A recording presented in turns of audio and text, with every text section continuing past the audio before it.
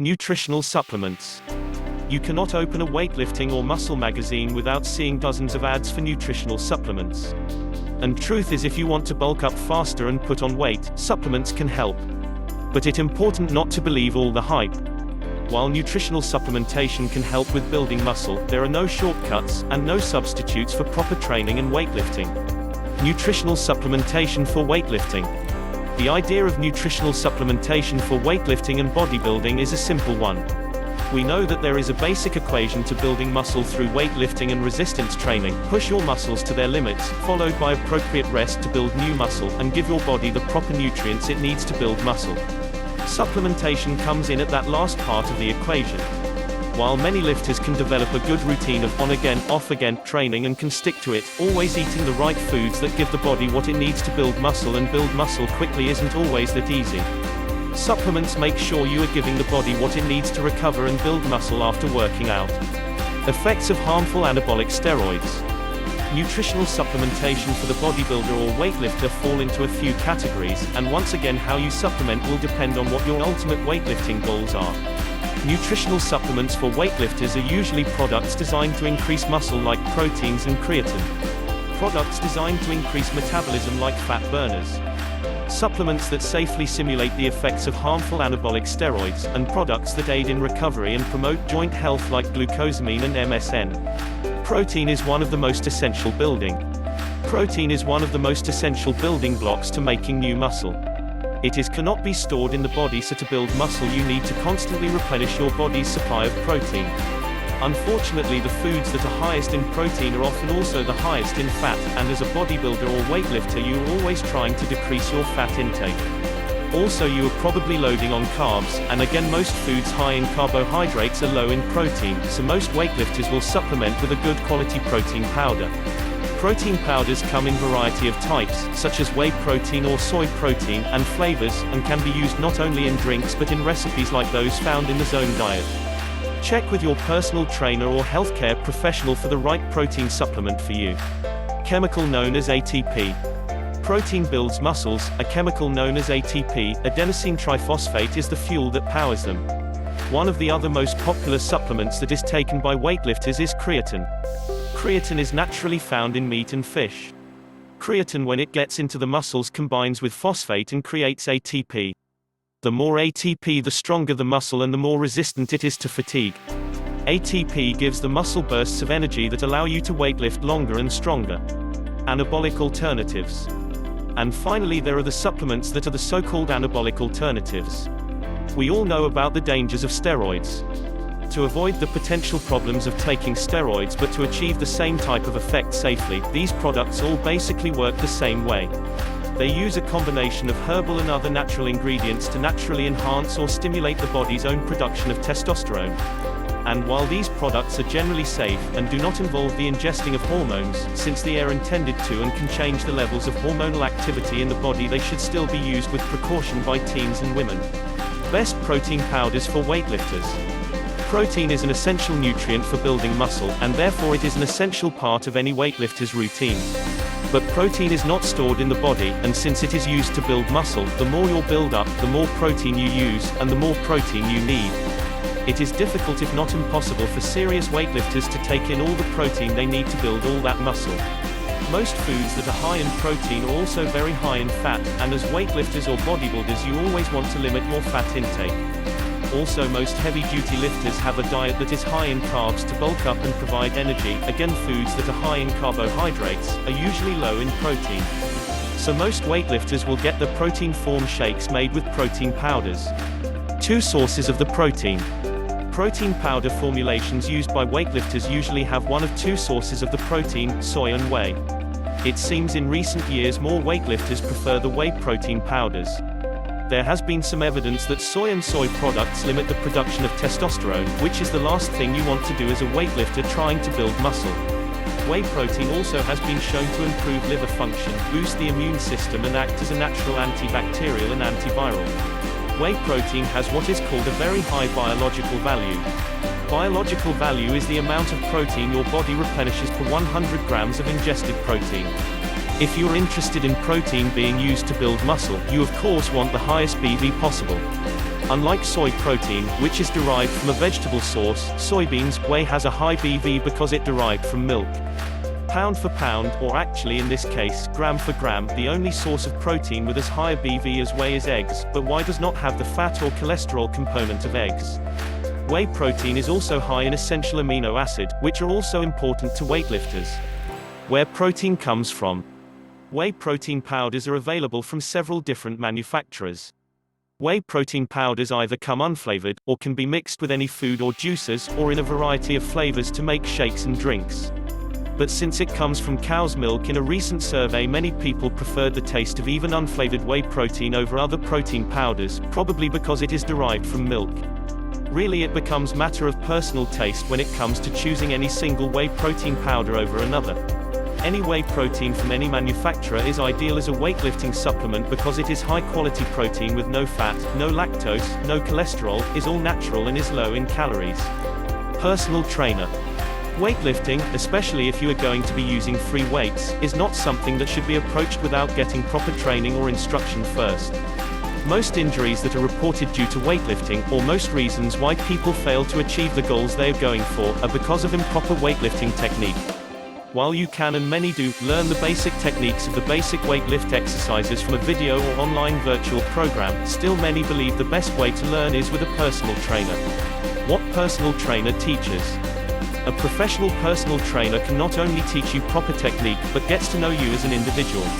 Evaluates your progress and changes and modifies routines so that they are right for you. A personal trainer can help you with your overall lifestyle to maximize your weightlifting goals. A personal trainer will be able to make recommendations on the best diet to go along with your weightlifting, the best nutritional supplements, and the other types of workouts you should be doing to enhance and complement your weightlift routines. What personal trainer looks for? So where do I find a personal trainer and what should I look for in one? The best place to start looking is at your neighborhood health club. Most professional gyms have personal trainers on staff and will develop a program of sessions with one as part of a membership package. If they do not have trainers on staff, they will be sure to be able to recommend one to you. Personal trainers ought to be certified by a trustworthy health institute such as ACSM, the American College of Sports Medicine, or ACE, the American Council for Exercise.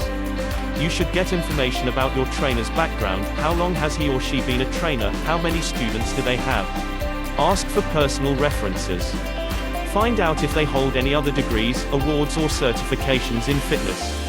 If you have specific goals in mind or specific medical conditions, be sure you are working with a trainer who has knowledge and experience in these arenas. For example, if your primary goal is bodybuilding, you do not want to work with powerlifting coach. If you have a back injury or heart trouble, you want to work with a trainer who knows about workouts and weightlifting routines designed for people with such conditions. Before you pick a trainer, it might be a good idea to just observe some training sessions at the gym, and see which trainer seems to be using teaching techniques you like or has a personality that you would be comfortable with. Assess your physical abilities. A weightlifting session with a personal trainer will usually be around 60 minutes. The first time you meet with the trainer will be used to assess your physical abilities, focus on your goals, and get prepared for any special needs you may have. You will likely be weighed and body measurements will be taken to have a baseline. Subsequent sessions will be devoted to a customized routine of aerobic exercises and muscle training for your specific weightlifting goals. Safety tips for weightlifting. Weightlifting can be fun. Weightlifting is a great way to get in shape and stay in shape. But like any physical activity, weightlifting is not without some inherent risks.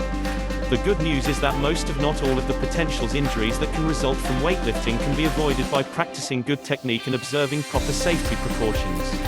Back injury. The most common injury related to weightlifting is a back injury. Almost all weightlifting related back injuries occur due to improper technique or lifting beyond one's limitations. Both situations can be easily avoided. If you're prone to a back injury or already have an injured back, perhaps you should avoid the weightlifting exercises that are the most common causes of back injury, such as squats or deadlifts. Improper technique of using machine. For beginners, it is far less likely to use improper technique that can result in an injury by working out on a weight machine than using free weights.